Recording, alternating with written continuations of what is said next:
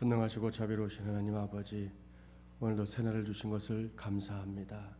오늘도 주의 은혜로 살게 하시고 험한 세상살이 밀리거나 지지 않게 하시고 하나님이 기뻐하시는 일들을 열매 맺으며 사는 복된 날 되게 하여 주시옵소서.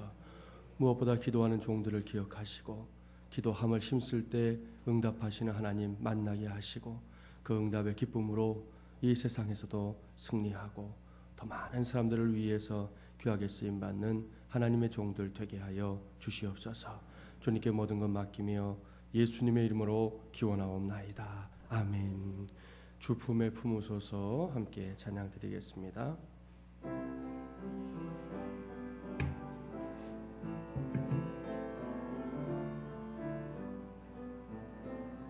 주 품에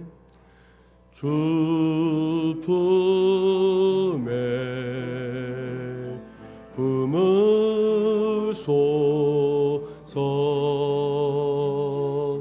능력에 발로 덮으소서. 거친 파도 날 향해 와도 주와 함께 날아오르리. 폭풍 가운데 나의 영혼 잠잠하게 주를 보리라. 주님 안에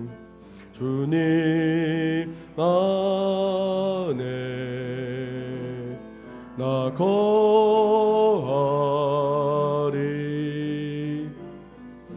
주 능력 나 잠잠히 있네. 거친 파도 날 향해 와도 주와 함께 날아오르리.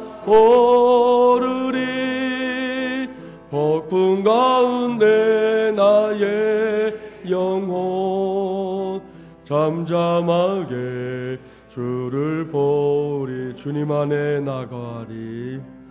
주님 안에 나가리.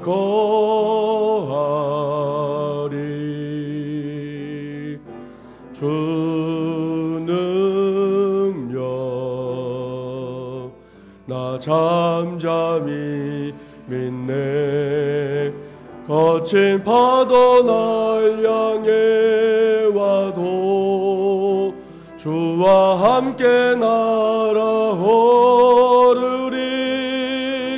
폭풍 가운데 나의 영혼 잠잠하게 주를 보리. 거친 파도 날 향해 와도 주와 함께 날아오르리. 폭풍 가운데 나의 영혼 잠잠하게 주를 보리라. 아멘. 찬송 250장 손뼉 치면서 힘차게 찬양하겠습니다.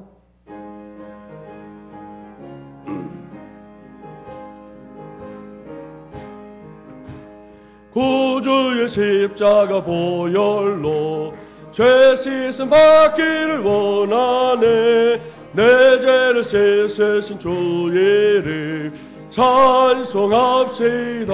아멘. 찬송합시다.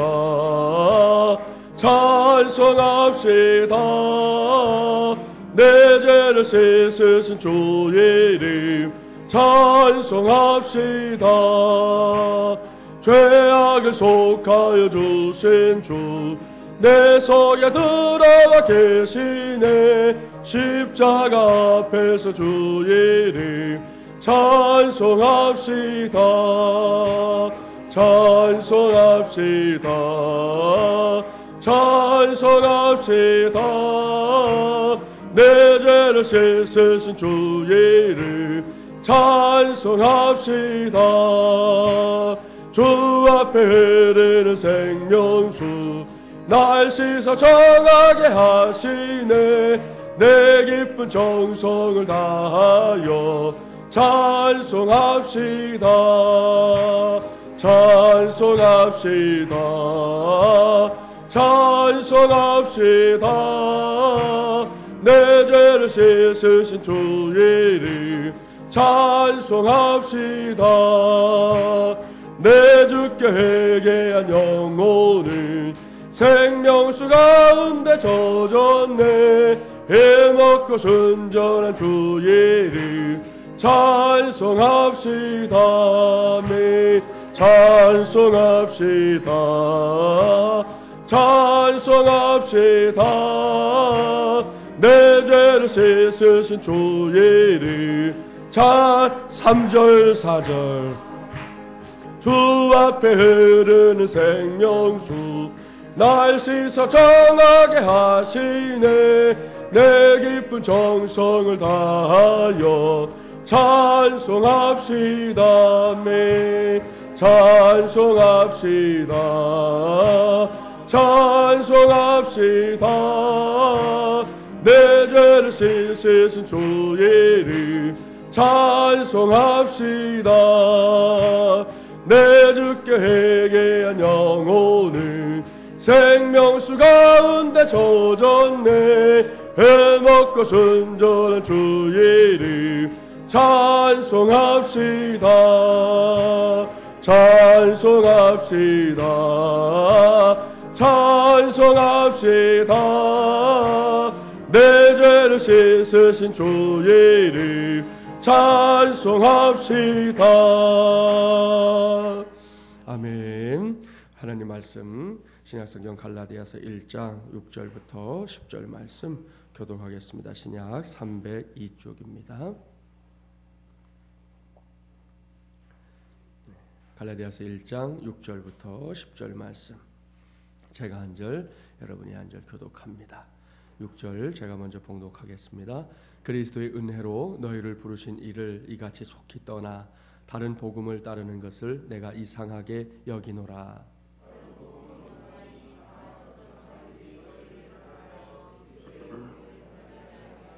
그러나 우리나 혹은 하늘로부터 온 천사라도 우리가 너희에게 전한 복음 외에 다른 복음을 전하면 저주를 받을지어다.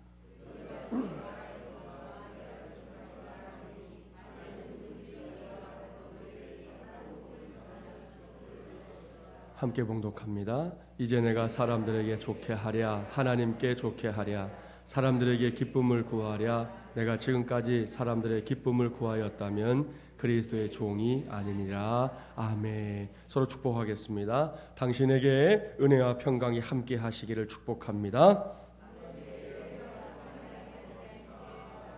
한 번 더 축복하겠습니다. 그런 당신은 나의 동역자입니다. 할렐루야. 어제 말씀드린 은혜와 평강의 의미 꼭 기억하시고 우리의 공동체 안에서 서로를 배려하고 세워가는 일에 최선을 다하게 되시기를 바랍니다. 오늘은 가을 특세 두 번째 시간입니다. 오늘은 복음의 수호자라는 제목으로 하나님의 말씀을 전하도록 하겠습니다. 이 시간에 주신 말씀은 이제 갈라디아서의 본론에 있어서 첫 번째 계단에 해당됩니다. 어제 말씀드린 대로 서두에서 갈라디아 지역의 교회들과 성도들에게 문안 인사를 마친 사도 바울은 매우 강경한 어조로 본문을 시작하고 있습니다. 우리는 여기서 당시 갈라디아 지역의 교회들이 어느 정도로 이 위험스러운 상황에 놓여 있었는지 짐작해 볼 수 있습니다. 다른 바울 서신들 귀에 대하면 봐보세요. 대개의 바울 서신들은 인사를 끝내고 나면 다음에는 하나님 앞에 감사와 또 기도를 올려드리는 것이 이 상례입니다. 그런데 이상하게도 갈라디아의 교회들에게만은 먼저 그 교회들의 형편을 지적하고 책망하는 것으로 말씀을 시작하고 있습니다. 이것은 그만큼 갈라디아 지역의 교회들이 신앙적으로 위험한 상태에 놓여 있었음을 시사하는 것입니다. 그렇다면 그들에게 닥쳐 있었던 위험이란 도대체 무엇일까요? 이제부터 우리는 이 질문에 대해 먼저 관심을 집중해야 할 것입니다. 먼저 본문 6절과 7절 말씀 함께 봉독합니다. 6절 7절입니다. 그리스도의 은혜로 너희를 부르신 이를 이같이 속히 떠나 다른 복음을 따르는 것을 내가 이상하게 여기노라. 다른 복음은 없나니 다만 어떤 사람들이 너희를 교란하여 그리스도의 복음을 변하게 하려 함이라. 우리는 이 말씀에서 반복적으로 나오는 한 단어를 보게 됩니다. 그것은 복음이라고 하는 단어지요. 이 단어는 그 다음의 구절에서도 계속해서 등장합니다. 복음, 여러분도 처음 듣는 단어는 아니시지요? 그렇습니다. 우리가 이미 잘 알고 있는 단어입니다. 하지만 앞으로를 위해서 그 의미와 뜻을 다시 한번 정리하려고 합니다. 복음, 한문으로 하면 복복자, 소리음자잖아요. 그대로 복된 소리가 바로 복음이지요. 영어로는 여러분 가스펠이라는 단어 많이 들어보셨죠? 우리가 찬양할 때 가스펠송 이런 얘기 많이 했잖아요. 바로 복음 찬송을 의미하는 것입니다. 이 가스펠이라고 하는 단어는 원래 이 갓, 하나님을 의미하는 갓, 소리를 뜻하는 스펠이라고 하는 단어가 함께 붙어서 만들어진 말이에요. 그러니까 하나님의 소리라는 뜻인 거죠. 이 모두는 헬라어인 이 유앙겔리온이라고 하는 단어에서 번역된 말인데요. 성경에서는 우리 하나님의 구원의 기쁜 소식을 복음이다, 유앙겔리온이다, 가스펠이다 이렇게 설명하고 있는 것입니다. 이것이 복음입니다. 그러니까 죽을 수밖에 없는 죄인된 인생들이 예수 그리스도로 말미암아 구원받고 이제는 감히 하나님의 자녀로서 살아가고 있는 현실, 이것이 바로 복음의 내용이라는 말씀이에요. 그런데 이러한 복음의 가르침에 있어서 갈라디아의 여러 교회들이 혼란에 빠져버렸다는 것입니다. 본문 6절에 기록된 이 속히 떠나라는 단어가 그러한 상황을 잘 설명해 줍니다. 이 타케오스 메타티 데스데라는 단어를 쓰는데 이것은 아주 급하게 생각을 획 돌려버리는 것을 뜻해요. 이것은 당시에 군사적인 용어였는데요. 군대에 가면 군대 부대를 이탈하는 걸 뭐라고 그래요? 탈영한다 그러잖아요. 그게 바로 이 성경에서 오늘 속히 떠났다 하는 그 의미라는 거예요. 탈영을 하거나 혹은 반역을 하거나 배반을 할 때 바로 이 단어를 사용했던 것입니다. 마치 조선왕조의 시조가 되는 이 성계가 위화도까지 갔다가 회군해서 생각을 바꾸고 회군해서 돌아와서 새로운 왕조를 세우게 된 것처럼 이것이 바로 속히 떠나라고 하는 이 단어의 뜻입니다. 어제 말씀드린 대로 갈라디아 지역의 교회들은 사도 바울이 가장 큰 기대를 가지고 떠났던 1차 전도 여행 때에 그의 뜨거운 복음의 열정으로 결실을 얻은 교회들이었습니다. 바울은 정말이지 목이 터져라 복음을 외쳐댔습니다. 이러한 복음의 선포로 인해 많은 사람들이 예수 그리스도의 구세주 되심을 인정하고 하나님의 자녀가 되는 놀라운 일들이 곳곳에서 일어났던 것입니다. 갈라디아의 교회들은 이렇게 귀하고 귀하게 세워진 교회들입니다. 그런데 바울이 다른 지역에 가서 복음을 전하고 있는 동안 바울의 사도권을 인정하지 않고 유대교의 율법을 예수 그리스도의 복음보다 더 중요시하는 일단의 무리들이 이 교회들을 휘젓고 있었던 것이에요. 이것은 분명히 보통 일이 아니었습니다. 주님의 몸된 교회를 뿌리째 흔들어 놓는 일이었습니다. 이러한 상황에서 갈라디아의 교회들은 큰 어리석음을 범했습니다. 그들은 마치 귀가 가려운 사람인 양 거짓으로 채색된 유대주의자들의 가르침을 진실이 담긴 바울의 가르침과 맞바꾸어 버리고 말았습니다. 이러한 일련의 일들이 바울로서는 쉽게 이해할 수 없는 일이었습니다. 그래서 바울은 매우 중한 견책과 더불어 그렇게 속절없이 변절해버린 갈라디아의 교회들에게 말합니다. 내가 이상히 여기노라. 자신의 의아스러움을 표현하고 있는 것입니다. 도대체 어떻게 너희들이 그럴 수가 있느냐라는 것이죠. 그렇다면 오늘날은 어떻습니까? 갈라디아서가 기록된 시대만이 아니라 지금 우리가 사는 이 시대에도 동일하게 의아스러운 일들이 계속되고 있습니다. 2주 전에 주일 말씀을 전할 때 말씀을 드린 대로 별의별 이단과 사이비들이 지금 교회 안팎에서 호시탐탐 기회를 엿보고 있는 시대 아닙니까? 모두가 하나님에 대해서 말하고 예수 그리스도를 운운하고 있습니다. 하지만 그것은 거짓 복음입니다. 신천지와 하나님의 교회가 아주 대표적인 이단들이라고 이미 말씀을 드렸어요. 여러분 경계하셔야 돼요. 긴장하셔야 돼요. 정말 내 옆에 있는 우리 이웃이 어떤 사람일지 몰라요. 여러분 그분들이 말할 때 잘 들으셔야 돼요. 늘 당부드리지만 아주 새로운 것은 조심해야 될 거예요. 여러분은 이미 들을 것을 들으신 분들이기 때문에 새롭다는 것이 여러분에게 매력이 되면 안 됩니다. 하나님의 말씀만이 저와 여러분을 이끄는 하나님의 은혜의 통로가 되시기를 축복합니다.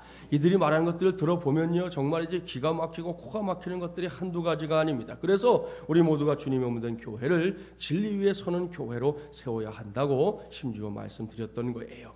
이와 아울러 오늘날 교회 안에서 일어나고 있는 현상 중에서 또 하나 조심해야 할 것이 있습니다. 그것은 내가 복음이에요.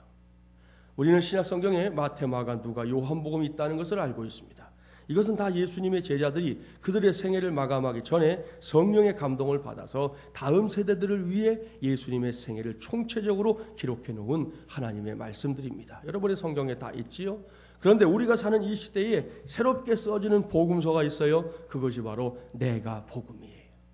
이것은 하나님을 믿노라 하지만 예수 그리스도께서 자신의 구세해 주심을 믿는다고 말하면서도 내 편리대로 자기 중심적으로 신앙생활을 영위하려고 하는 신앙 자세를 가리키는 것입니다. 교회 안에 와 있고 예수님이 주님이시다 그러면서도 실제로 보면 내가 주인인 거예요. 그렇게 신앙생활하는 사람들이 자꾸만 늘어납니다. 이건 역시 왜곡된 복음의 현상들과 다를 바 없는 매우 위험한 일입니다. 이러한 현상들은 요즘 저 바깥 세상에서도 쉽게 찾아볼 수가 있어요. 기회가 될 때 대형 서점 한번 가보세요. 뭐 교보나 이런 데 가보시면 서가를 채우고 있는 절대 다수의 책들이 바로 심리학에 관한 책인 것을 확인할 수 있어요. 소위 우리의 자존감, 자긍심 등 이 자아상을 높여주기 위한 소리가 차고 넘쳐납니다. 그런데 현대인들은 그토록 많은 심리학자들의 도움에도 불구하고 점점 더 깊은 이 열등감의 늪에서 허우적거리고 있습니다. 그래서 이 폴 비츠라고 하는 심리학자는 현대에 가장 무서운 종교가 있다. 현대의 가장 무서운 종교, 그것은 자기 숭배의 이단이다라고 지적을 했어요. 특별히 인간 복제의 가능성이 나타나면서부터 이러한 인간 숭배는 절정에 도달하고 있는 듯합니다. 어제 저녁 뉴스 보셨어요? 미국의 유명한 풋볼 선수, 그분 연봉이 1년에 90억이래요. 90억. 1년 동안 버는 게 90억이라는데 이 풋볼 선수가 우리나라에 온 것이 화제가 됐어요. 다른 것 때문에 온 것이 아니라 그분이 무릎 인대가 파열돼서 부상을 당한 상태인데 그게 아마 평소에 이런 방법은 잘 안 고쳐지는 모양이에요. 그래서 우리나라에서 줄기세포 치료를 받기 위해서 온 거예요. 의학의 발전을 위해서 이러한 시도들을 하는 것이 나쁘다고만은 볼 수가 없습니다. 그런데 이제 이게 도를 넘어서 동물들을 막 복제하더니 이제는 인간도 복제할 수 있다고 하는 생각들이 이제 늘어가고 있는 형편입니다. 왜요? 인간을 만들 수 있다면 인간이 곧 신이 될 수 있다 하는 그런 생각 때문인 것이죠. 이런 유머가 있어요. 어떤 복제교의 교주 과학자가 자신도 이제 인간을 만들 수 있다 하고 하나님께 도전장을 내밀었어요. 그의 호언장담을 들으신 하나님께서 그러면 내가 아담을 만들 때와 똑같이 네가 한번 인간을 만들어 보거라 하고 말씀하셨답니다. 이 사람이 막 의기양양한 표정으로 자신만만하게 흙을 딱 집어들었어요. 자기가 인간을 만들겠다고 한 것이죠. 그때 갑자기 하나님이 이렇게 말씀하셨대요. 잠깐 야, 내 흙 가지고 하지 말고 네 흙 가지고 만들어. 그랬다는 거잖아요. 무슨 이야기인지 아시겠죠? 이러한 자기 숭배의 유혹은 본래 이 사탄에게서 비롯된 것이에요. 그러나 성경의 정신이 무엇인지 아시죠? 경배의 대상은 오직 하나님 한 분뿐이라고 주님께서 가르쳐 주셨습니다.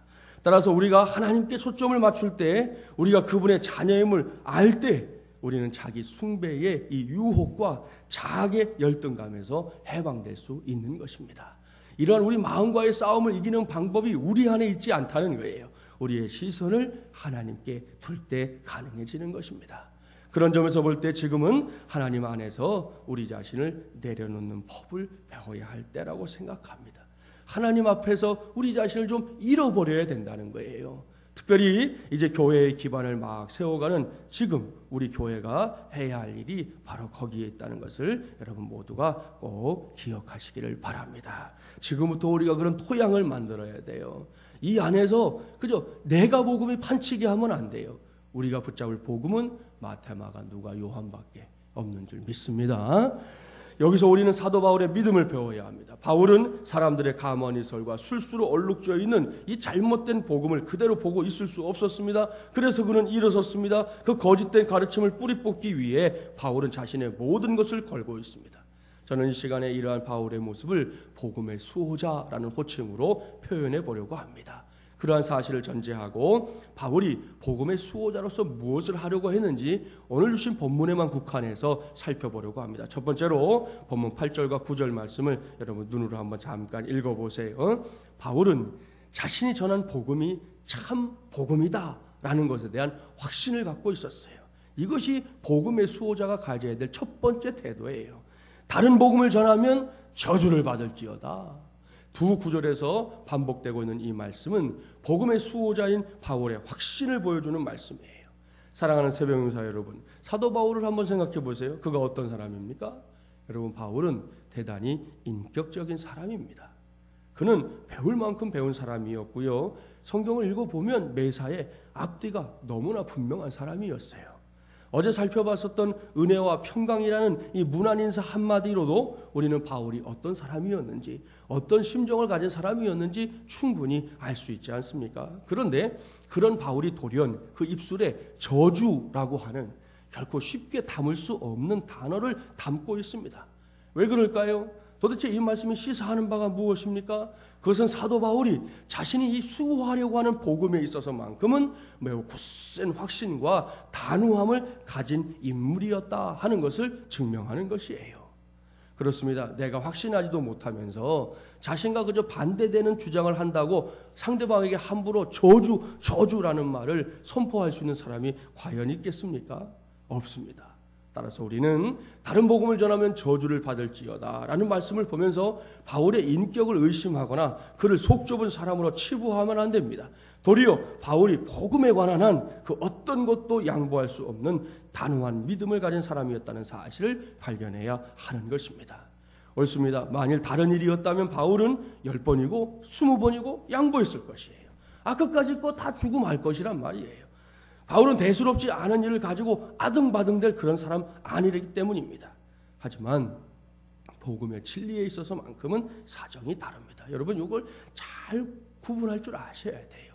이걸 자꾸 묶어서 설명하려고 하는 분들이 문제가 돼요. 이걸 잘 나누셔야 돼요. 한치의 양보도 없습니다. 그 누군가가 위협을 한다 해도 또한 그 어떤 유혹이 있다 해도 이것만큼은 바꿀 수 없기 때문이에요. 이것이 복음의 수호자들이 가져야 할 아주 중요한 믿음의 자세입니다. 태국에서 활동하고 있는 한 선교사님의 이야기를 들었어요. 사실 태국은 우리나라보다 훨씬 먼저 복음을 받아들인 나라입니다. 지금 300년이 넘었어요. 훨씬 먼저 복음을 받아들였는데 아직까지도 그곳에서 기독교 복음이 맥을 못 쳐요. 문제는 전통적으로 그 나라가 불교 나라라는 데에 있습니다. 그러니 교회를 나오라고 하면 그것이 쉽게 먹혀들질 않는 거예요. 할 수 없이 선교사님이 궁여지책으로 자기가 이제 전도한 사람들에게 이렇게 말한 적이 있대요. 절에 나가면서 교회도 나오시오. 그렇게 말했대요. 절에 나가고 교회도 오시오. 그랬더니 사람들이 주일날 아침에는 교회에 오고 오후에는 절간을 가는 거예요. 생각을 해보세요. 그러니 부흥이 되겠어요, 여러분? 이게 될 수가 없는 거죠. 그럴 수 없더라는 거예요. 그래서 자기가 너무나 큰 깨달음을 얻게 됐다 고백하는 말씀을 들었어요. 이런 면에서 우리나라 교회는 매우 놀라운 이 부흥의 잠재력을 가진 나라 아닙니까? 예나 지금이나 예수님을 제대로 믿기만 하면 과거에 가지고 있었던 미신이나 어리석은 신앙의 자세 다 뜯어고치는 사람들이 우리나라 사람들이에요. 참 그게 우리나라의 복이라고 생각해요. 이번 창립 예배 때도 오셨는데 제가 청년 사역할 때 가르쳤던 우리 자매 어머니가 수십 년 하여튼 불교 신앙에 이렇게 아주 심취해 있던 분이었어요. 그 친구가 처음 만났을 때부터 엄마의 구원을 위해서 기도 부탁도 하고 또 그 어머니랑 어떻게든 기회가 되면 이제 만나게 해주려고 하고 해서 그렇게 시간을 가졌는데 이분이 한 4년 전인가요? 예수님을 영접했잖아요. 제가 그 집에 가서 예배를 드렸어요. 예배를 드렸더니 그러면 꼭 그런 거 하시더라고. 제가 전에 중앙교회에서 부목사 할 때도 그런 경험이 있었는데 집에 있는 그런 거 있잖아요. 불심 이렇게 쓴 거, 옆으로 기다랗게 쓴 반야심경 이런 거 있잖아요. 그다음에 염주 이런 좀 제 방에 다 있어요. 전리품으로 그대로 했는데 그걸 좀 가져가래요, 저보고. 아니 당신이 좀 치우면 되지 그걸 꼭 목사 부호 가져가라고. 아니 그분들이 꼭 그러더라고요. 제가 인천에서도 40년 동안 불교 신앙에 빠져있던 분을 며느리와 함께 전도했거든요. 교구에서. 그랬더니 그분이 신방을 봤더니 집에 있는 거 다 가져가라고. 그래서 제가 자가용 가득히 싣고 와서 그때는 주차장에서 드럼통에다 불 질러놓고 다 태워버렸는데 나중에 생각하니까 저 과천교회 가니까요. 지금은 그분이 떠나셨지만 김이나 목사님이라고 아줌마 전도왕 그분이 이 전도팀들을 이끌고 이제 전도 다니다가 그런 일이 돼서 이렇게 얻어온 것을 전리품이라고 한쪽에다가 이렇게 아예 전시를 해놨더라고요. 전도하면서 얻은 전리품이라고. 그래서 제가 그걸 보고는 나도 안 버려야겠다. 그래서 조금 모아놨어요. 근데 이번에 그분이 이제 그 사이에 집사님도 되셨고 창립 예배 때 오셔서 저를 또 꼭 안아주고 가셔서 얼마나 참 감사했는지 몰라요. 하여튼 이런 분들은 한 번 딱 버리고 나면요 얼마나 열심히 믿는지 몰라요. 딸이 셋이 다 신앙생활 하는데 지금 엄마의 신앙을 못 따라가서 죽으려고 그래요. 지네들이 먼저 신앙생활 했는데 얼마나 참 감사한 일인지 모릅니다. 여러분 이렇게 되니까 한국교회가 부흥할 수밖에 없었던 거예요. 아마도 이러한 믿음의 열정이 한국교회를 세계 선교 역사상 가장 큰 부흥을 이룬 나라로 불리게 만들었을 것이다 생각합니다. 오늘날에도 복음에 있어서만큼은 이와 같은 태도가 절실히 요구됩니다. 지금 우리가 믿고 있는 믿음의 사실들이 바로 그 진리 자체라는 확신이 있어야 된다는 거예요. 아울러 이 절대적인 진리에 우리의 인생을 몽땅 걸 수 있는 신앙의 자세가 요구됩니다. 여러분 해도 되고 안 해도 될 것 같으면 오늘 이 시간에 여기 여러분이 앉아있는 게 이상한 거예요. 새벽 5시 55분에 왜 여기 앉아 계세요? 여러분 우리가 지금 붙잡고 있는 복음이 진리 그 자체이기 때문에 오늘 우리 모두가 이 자리에 있는 줄 믿습니다. 옆에 계신 분 축복해 주세요. 당신이 붙잡은 복음이 진리입니다. 복음의 수호자가 됩시다. 할렐루야. 다음으로 복음의 수호자에게 필요한 게 있어요. 두 번째 필요한 것이 본문 10절에 기록되어 있습니다. 10절 함께 봉독해 보겠습니다. 이제 내가 사람들에게 좋게 하랴 하나님께 좋게 하랴. 내가 지금까지 사람들의 기쁨을 구하였다면 그리스도의 종이 아니니라. 아멘. 이 말씀을 통해서 사도 바울이 복음의 수호자로서 말하고자 하는 것이 있어요. 그것은 바울은 물론이고 저와 여러분에게 이르기까지 우리 모두가 살아가면서 도대체 누구의 인정을 받는 일에 마음을 쏟고 있는지 그것을 확인하라는 거예요. 하루하루 살아가면서 한순간 한순간 살아가면서 우리가 도대체 누구의 인정을 받기 위해서 지금 애쓰고 있는지 점검하라. 하나님입니까? 사람입니까? 저는 여기서 이제 인정 중독이라는 문제를 여러분에게 제기해 보려고 해요. 저와 여러분이 살다 보면 부득불 사람들의 평가에 대해서 지나치게 예민해질 때가 있어요. 다른 사람들의 말에 신경 쓰고 상처받습니다. 타인의 반응 때문에 삶의 의욕이 잃을 때가 있고 슬럼프에 빠지는 경우도 있습니다. 여러분만 그런 거 아니에요. 목사도 다르지 않아요. 이러한 현상을 심리학에서 인정 중독이라고 부릅니다. 이와 관련해서 20세기 최고의 영성학자로 꼽히는 헨리 나우엔의 말을 소개해 드릴 테니까 잘 들어보세요. 내가 하나님께 속했나 사람에 속했나를 알 수 있는 시금석이 있다. 내가 몰두하는 것을 보면 안다. 약간의 비판에 분노한다. 세상에 속한 것이다. 약간의 거절이 나를 우울하게 한다. 세상에 속한 것이다. 약간의 칭찬에 내 기분이 고양된다. 세상에 속한 것이다. 약간의 성공이 나를 흥분케 한다. 세상에 속한 것이다.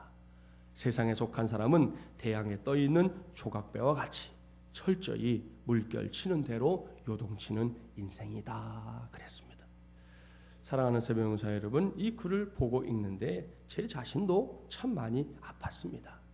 하지만 저와 여러분 모두가 믿음 안에서 반드시 우리가 신앙생활 한다고 주일날 때로는 봉사한다고 교회 다닌다고 왔다 갔다 막 분주하게 지내고 이 우리 인생의 길들을 또 열심히 달리느라 자칫 놓치고 있고 미처 생각하지 못하고 있는 그런 문제가 바로 여기에 있다는 것을 한 번쯤은 깊이 생각해 봐야 할 말입니다. 결국 교회 안팎에서 벌어지고 있는 많은 문제들이 바로 이 인정 중독에서 비롯되고 있다는 것이에요. 사람이 이러한 인정 중독에서 벗어나려고 하면 다른 것이 없어요. 그것은 주님의 인정하심만을 바라보는 것입니다. 사도 바울은 고린도전서 4장 3절 말씀에서 다른 사람에게 내가 판단받는 것이 자신에게는 매우 작은 일이다라고 말했습니다. 그리고는 다만 자신을 판단하신 이는 누구냐? 바로 주님뿐이시다라고 고백합니다. 이것이 도대체 무슨 고백입니까? 사도 바울에게 이 사람들의 구설수에 오르내리는 정죄라는 물결이 밀려왔었지만 그 물결이 아무리 대단한 듯 보여도 결국은 이 바울이라고 하는 믿음의 배를 흔들어 놓을 수는 없었다는 고백입니다. 왜요? 바울이 주님만 바라보았기 때문이었습니다. 똥개는 짖어도 경부선은 간다라는 말이 있잖아요. 무슨 소리인지 아시죠? 개가 아무리 짖어도 그야말로 막 그 지역 온 천지를 울릴 정도로 짖어대도 레일 위를 달리는 기차는 멈추지 않는다는 것이죠. 개의 짖음이 기차의 운행에 전혀 영향을 주지 않는다는 것입니다. 만일 개가 짖는 소리에 영향을 받는 기관사라면 그는 사람들에게 비웃음의 대상이 될 것이에요. 그런 관점에서 하나님께 부름받은 사명자들은 쓸데없는 비판 때문에 사명을 멈춰서는 안 된다는 것이에요. 오직 사명자는 주님의 평가에만 주의를 기울여야 하는 것입니다. 오늘 주신 말씀 10절에 기록된 바울의 확신이 바로 그것이에요. 이제 내가 사람들에게 좋게 하랴 하나님께 좋게 하랴 사람들에게 기쁨을 구하랴 내가 지금까지 사람들의 기쁨을 구하였다면 그리스도의 종이 아니니라 말씀합니다. 할렐루야. 이러한 바울의 확신을 전제할 때 다른 사람의 평가에 너무 예민해지는 것은 사실 어리석은 일이에요. 이를 염두에 두고 이제부터 제가 말씀드리는 것을 잘 생각해 주시기 바랍니다. 저와 여러분이 여기서 제일 먼저 알아야 할 것이 있어요. 그것은 정작 다른 사람들이 나에게 내가 생각하고 있는 것만큼은 관심을 갖고 있지 않다는 사실을 아셔야 돼요. 다시 말씀드려요. 다른 사람이 여러분의 관심을 가질 때가 있어요. 그런데 정작 그 관심이라고 하는 것조차가 여러분이 스스로가 저 사람이 나를 지금 이렇게 보고 있지라고 이만큼 생각하고 있는 만큼 그렇게 관심이 없다니까요. 이걸 잊으시면 안 돼요. 정말 아셔야 돼요. 이게 진리예요, 진리. 제가 청년 사역할 때 종종 여자 청년들 중에 목사 앞에서 혹은 뭐 다른 지체들 앞에서 고개도 못 들고 인사도 제대로 못하는 경우가 있었어요. 그러니까 이제 묻잖아요, 목사가. 도대체 너 왜 그러냐? 하면 뭐라고 하는지 아십니까? 아침에 머리를 감지 않고 나왔기 때문이라는 거예요. 그런데 여러분 그거 아십니까? 다른 사람들은 그 자매가 머리를 감았는지 안 감았는지 관심이 없어요. 이게 중요한 거예요. 예? 본인은 그 사람이 자기의 머리 감은 거 안 감은 거를 관심 가질 거라 생각하지만 정작 사람들은 거기에 관심을 두지 않는다니까요. 혼자서 불필요하게 자격지심에 빠져서 괴로워하고 있을 뿐인 거예요. 얼마 전처럼 무더운 여름이 되면 당연히 우리가 반팔 이제 추워졌죠. 어제 저녁에 막 썰렁하더라고요. 자, 그럴 때 반팔 티셔츠를 입어야 되는데 못 입는 사람들이 있어요. 왜요? 왜 못 입어요? 팔뚝이 두꺼워서 부끄럽기 때문에 못 입는다는 거예요. 그런 사람들이 있어요. 그런데 이것도 마찬가지입니다. 여러분도 길 이렇게 오갈 때 있으시지만 길을 다니면서 다른 사람의 팔뚝을 쳐다보는 사람은 거의 없어요. 그래요, 안 그래요? 여러분 다니실 때, 길 다닐 때 다른 사람 팔뚝이 얼마나 두꺼운가 그거 보고 다니신 적 있으세요? 없어요. 그러니까 우리도 하지 않는 일을 자기는 당하고 있다 생각한단 말이에요. 자기도 평소에 하지 않는 거란 말이에요. 다니면서 얼굴이나 보면 볼까? 혹은 멀리 있으면 모르는 사람은 그냥 지나가지. 누가 쳐다보고 누가 가겠어요? 그런데 내 팔뚝 누가 본다고? 그것 때문에 혼자서 이 무더운 여름에 긴 소매 옷을 입고 열심히 입고 다니다가 팔뚝에 땀띠만 나는 거예요. 그러지 말아야 된다는 것이죠. 그뿐이 아닙니다. 내가 복음에 대해서 이미 말씀드렸죠. 그렇게 어디 가나 내가 인정받고 내 말이 통하고 내가 머리가 되어야 한다고 생각하면서 늘 사람들로부터 인정을 받고 싶어 안달하다 보면 반드시 무리수를 두게 되어 있어요. 틀림없어요. 그게 습관화되면 내가 어디 가나 그래야 된다고 생각하기 때문에 그것을 위해서 무리수를 둔단 말입니다.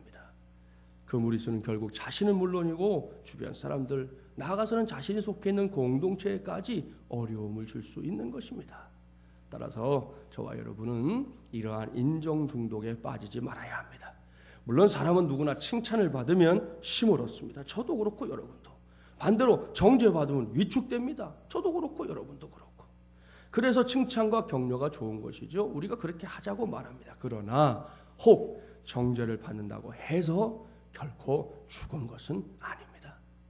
예수님을 떠올리세요. 주님께서는 온갖 정죄와 저주를 다 받으셨습니다. 그러나 죽지 않고 살아나셨습니다. 저와 여러분 모두가 신중하게 살긴 해야 하지만, 그리고 우리 자신도 함부로 남을 비판하거나 정죄하지 말아야 하지만, 동시에 다른 사람들의 비판과 정죄를 너무 두려워하지도 마시기 바랍니다. 무엇보다 그 비판과 정죄 때문에 저와 여러분 안 죽습니다. 그걸로 인해서 우리가 절대로 죽지 않아요. 그런 상황 속에서 주님께서 함께 하시기만 하면 오히려 이전보다 더 강하게 일어설 줄 믿습니다. 이건 역시 성경의 정신이에요. 그렇습니다. 할 수만 있다면 죄악을 경험한 사람으로서의 여유를 즐기시기 바랍니다. 그렇게 마귀의 비판과 정죄의 공격의 초연함을 배우게 되면 어찌 되는지 아십니까? 그러한 술수를 부리고 있던 마귀가 도리어 지가 괴로움에 빠져요. 자기 뜻대로 되지 않기 때문이에요. 그뿐이 아닙니다. 더 이상 우리를 무너뜨리기 위해 사용할 무기를 찾지 못하게 되면 바로 그때부터 마귀는 곧 우울증에 걸리고 말 것이에요. 사람들을 우울증에 걸리게 하려다가 지가 걸린다고요. 우리가 거기에 초연해지면 이러한 인정중독을 이기는 가장 확실한 행동이 있어요. 그것은 은밀히 행동하는 것입니다. 마태복음 6장을 보면 경건의 3대 주제가 나와요. 구제, 기도, 금식.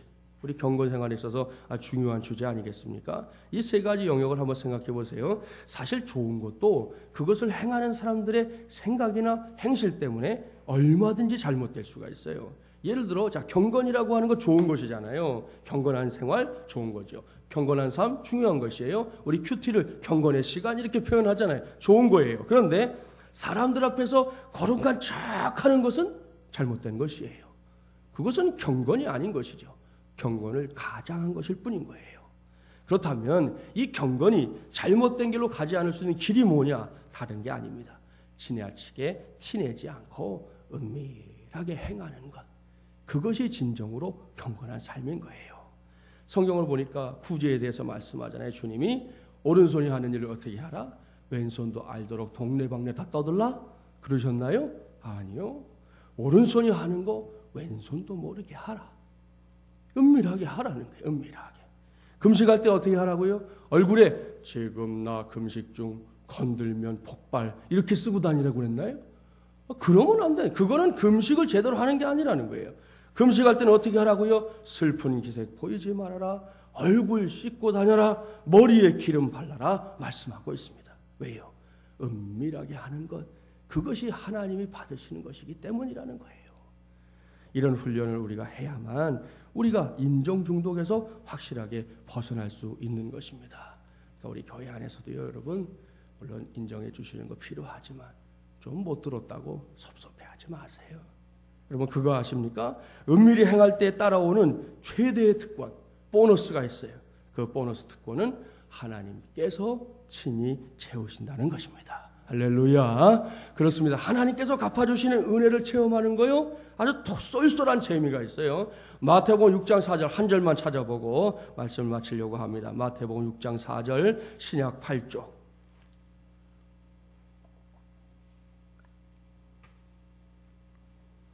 마태복음 6장 4절 말씀 신약 8쪽입니다. 우리 함께 봉독해 볼까요? 내 구제함을 은밀하게 하라. 은밀한 중에 보시는 너의 아버지께서 갚으시리라. 아멘. 할렐루야. 이것이 우리 하나님의 식입니다. 성경의 정신입니다. 여러분 집에서 아침에 이제 밥하실 건데 밥할 때 뚜껑을 자주 열었다 닫았다 열었다 닫았다 하시나요? 아니면 그냥 두시나요? 어떻게 하세요? 우리 정집사님 밥하실 때 그냥 두세요? 왜 그냥 두세요? 예, 그래야지 밥이 더 잘 익죠. 예, 맛있게 됩니다. 맞아요. 여러분 은밀한 중에 밥이 더 잘 익기 때문이에요. 마찬가지입니다. 우리의 신앙생활에서도 사람들의 인정보다 하나님 앞에서의 은밀함이 열매를 거두는 지름길이 된다는 사실을 꼭 믿게 되시기 바랍니다. 이를 기억하고 오늘 이 새벽에도 다른 그 무엇이 아니라 주님만 바라보시기 바랍니다. 사람들은 몰라줘도 목사는 가능한 알아드리도록 하겠지만 그럼에도 불구하고 제가 다 몰라드릴 수도 있어요. 여러분, 제가 우리 젊은 어느 집사님하고 이야기를 나눌 일이 있었는데 그 집사님 참 그런 고백을 해줘서 고마웠어요. 뭐 수고한 일이 있어서 한번 이렇게 뭐 기회가 될 때 사람들이 있는 데서 이렇게 수고했다고 한번 지나가는 말을 한번 해줬는데 그 말을 듣고는 자기가 너무너무 마음이 힘들더라는 거예요. 그래서 목사님 그런 거 그냥 안 하고 하나님만 알아주시고 가면 참 좋겠어요. 그렇게 얘기를 하더라고요. 그래서 그래 앞으로 그럼 그렇게 한다. 난 저 사람들 보는 데서 칭찬 안 하고 따로 만났을 땐 칭찬해 줄게. 제가 그랬습니다. 예? 여러분, 목사가 여러분을 알아드리려고 하지만 또 놓칠 수도 있잖아요. 그래도 여러분, 우리 주님께서는 확실하게 알아주실 줄 믿습니다. 사람들은 이해 못해도 주님께서는 확실하게 이해해 주실 줄 믿습니다. 그 은혜를 힘입어 매사에 승리를 취하며 사는 우리 모든 새벽용사들 되시기를 주님의 이름으로 축복합니다. 이제 함께 찬양하고 기도하도록 하겠습니다. 주신 말씀 붙잡고 기도하겠습니다. 우리 아까 주품에 품으소서 부르고 나서 거짓 복음 경계해야 합니다. 이단과 사이비들의 행태를 조심해야 합니다. 정말 요즘 우리 이 부분에 깨어 있어야 돼요. 특별히 우리 교회들 향해서 다가오는 이 신천지들의 잘못된 그런 방법들에 우리가 조금 더 정말 이상한 일이 있을 때 언제든 빨리 목사에게 이야기해 주시는 게 그 제일 잘하시는 거예요. 아울러 내가 복음에도 빠지면 안 됩니다. 이러한 일에 있어서 진리 위에 서는 우리 교회가 될 수 있도록 기도해 주시기 바랍니다. 복음의 수호자 되어야 합니다. 먼저는 내가 믿고 알고 있는 복음에 대한 아주 굳건한 확신이 있어야 돼요. 누가 뭐라고 해도 흔들리지 않는 예수 그리스도만이 나의 구세주이십니다 라고 하는 이 굳센 확신의 복음, 우리가 이것을 구하고요. 알아야 면장도 한다고 했지요. 예람답게 확신을 구하시기 바랍니다. 주님만 바라봐야 합니다. 그래야 우리가 인정 중독에 빠지지 않습니다. 이것이 우리 교회가 붙잡는 성경의 정신이 될 수 있기를 구하시기 바랍니다. 지금부터 만들면 되는 거예요. 나중엔 절대로 되지 않아요. 지금부터 우리는 그저 그게 상식이 돼야 돼요. 여러분, 주님이 알아주시면 된다. 주님이 받아주시면 된다. 그게 우리에게 기쁨이 되는 1순위가 되면 우리 교회는 그런 교회가 될 줄 믿습니다. 이를 위해서 기도해 주시고 아울러 하나님께서 보너스를 주실 줄 믿고 구하시기 바랍니다. 우리 기도 수첩에 있는 중보기도 제목 말씀드립니다. 목사의 건강과 목회 사역에 능력을 더해 주시길 기도해 주시고 모든 재직들에게 맡겨진 사역들 열매 맺는 가을 될 수 있도록 기도해 주십시오. 마중물리하는 가족들이 사명에 충실한 예람 되게 하소서 기도 제목 써드렸어요. 오늘 설교와 일맥상통하는 기도 제목입니다. 교회의 머리는 오직 예수 그리스도이시다. 우리는 그의 몸인 예수의 사람들이 되어 민족과 열방을 구원하고 치유하는 축복의 통로가 된다. 이게 우리의 사명이에요. 이를 감당할 수 있도록 기도하시고 그 외에도 가지고 오신 기도 제목들 붙잡고 기도하시다가 자유롭게 돌아가도록 하겠습니다. 어제 집사님 한 분이 남자분이 전화를 주셨어요. 오후에 이번에 기도 카드를 내셨는데 자기가 태어나서 신앙생활도 좀 했지만 평생 처음으로 이 남에게 특별히 목사에게 기도 제목을 써서 냈대. 처음으로. 그런데 어제 이제 그분은 이제 집이 좀 멀셔서 오지 못하고 집에서 기도하셨는데 어제 기도 응답을 받은 거예요. 그분의 이제 그 삶의 자리와 관련된 기도 제목이었는데 응답받아서 너무 기뻐서 제일 먼저 전화드립니다. 내일 새벽에 꼭 얘기해 주세요. 그래가지고 제가 꼭 얘기 드리는 거예요. 그러니까 여러분, 하나님께서 우리 기도 첫날부터 응답해 주셨습니다. 여러분의 기도에도 응답해 주실 줄 믿습니다. 주품에 품으소서 함께 찬양하고 기도하겠습니다.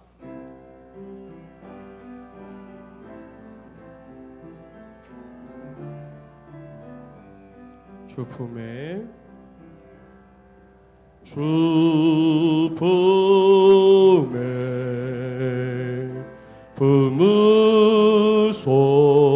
품으소서 능력에